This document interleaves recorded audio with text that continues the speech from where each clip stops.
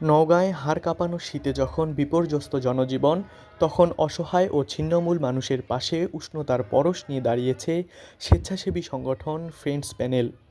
শুক্রবার বিকেলে নওগাঁ শহরের পার নওগাঁ মুখ বধির স্কুল প্রাঙ্গণে এক ব্যতিক্রমী আয়োজনের মাধ্যমে ৮০০ শীতার্ত মানুষের হাতে তুলে দেওয়া হয়েছে কম্বল। তবে এটি কোনো সাধারণ দান নয়, বরং মানুষের আত্মসম্মান বজায় রাখতে ৳১ বিনিময়ে এই শীতবস্ত্র বিতরণ করা হয়। যে ঠান্ডা পড়েছে, এই কম্বল পাওয়াতে অনেক উপকার হবে। আমার মতন যারা অসহায় গরিব আছে তারা অবশ্যই আসবে, তারাও পাবে। কুম্বল পায়ে উপকার হয়েছে বাবা।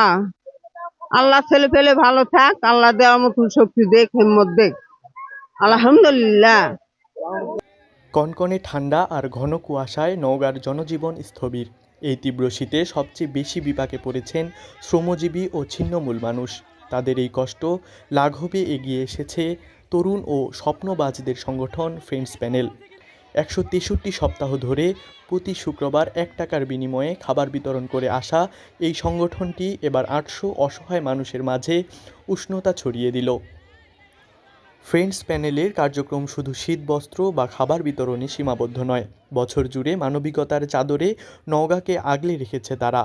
ঈদে ঈদ সামগ্রী, পূজায় উপহার এবং মাথা গোঁজার ঠাঁইহীন মানুষের জন্য টিনের ছাউনি দিয়ে ঘর তৈরি কিংবা বেকারদের কর্মসংস্থান করে দেওয়ার মতো মহৎ উদ্যোগও বাস্তবায়ন করে আসছে এই সংগঠনটি। প্রতি বছরের ন্যায় এবারও কম্বল বিতরণ সম্পন্ন করলাম।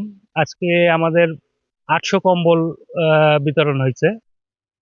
আগামীতে যদি মানুষের আরো সহযোগিতা পাই, তাহলে পরবর্তীতে আরো চিন্তা ভাবনা করার ইচ্ছা আছে। হ্যাঁ, এটা তো ব্যক্তিগতভাবে সম্ভব না, এটা মানুষের উপরে নির্ভর করে আর কি।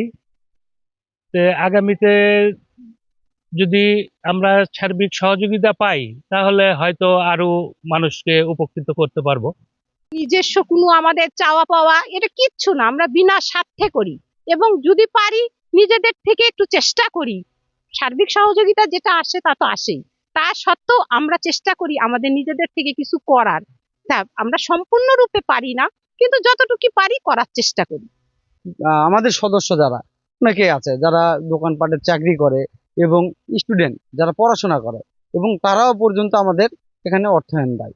সেটা তো 500 বারুক বা 100 বারুক বা 200 বারুক, সার্বিক সকল সার্বিক সহযোগিতায় আসলে আমাদের এই কাজকর্মগুলো চলতেছে। ইনশাল্লাহ আশাবাদী আগামী দিনে থেকে আরো ভালো কিছু আশা আছে করার। যদি আপনারা আমাদের পাশে থাকেন, আমাদের সহযোগিতা করেন, ইনশাল্লাহ আরো ভালো কাজ করবো ইনশাল্লাহ।